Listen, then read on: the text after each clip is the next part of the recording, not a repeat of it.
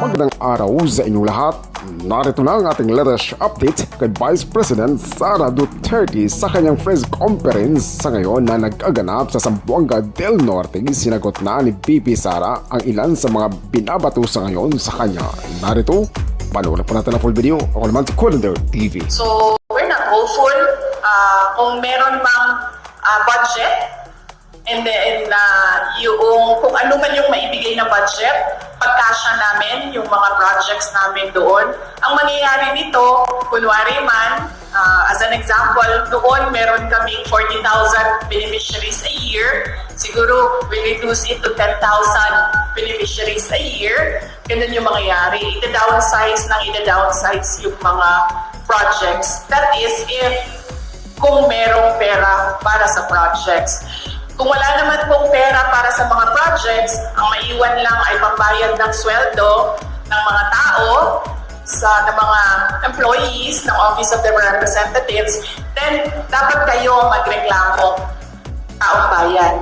Kasi nagsusweldo kayo ng mga tao tulad ko.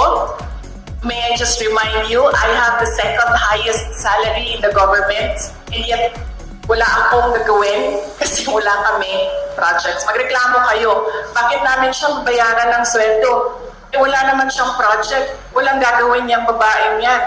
Hindi magtatrabaho yan kasi walang project. Before ako pumunta dito, as you know, your former mayor in Zamboanga City, Ma'am Benji Bangko is my friend noon. Exactly the same question ang tinanong niya sa akin kanina. Ako naman kasi, politiko ako. Yun din sinabi ko kay Ma'am Beng. Sabi ko, ikaw politiko ka rin eh. Dami mo din pinagdaanan. Ibig sabihin, experiment case sa revenge from the grave. No?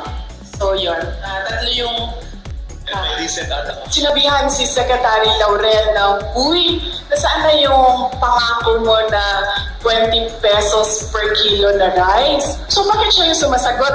Ang pangalan niya ba ngayon ay Bongbong Marcos? Diba?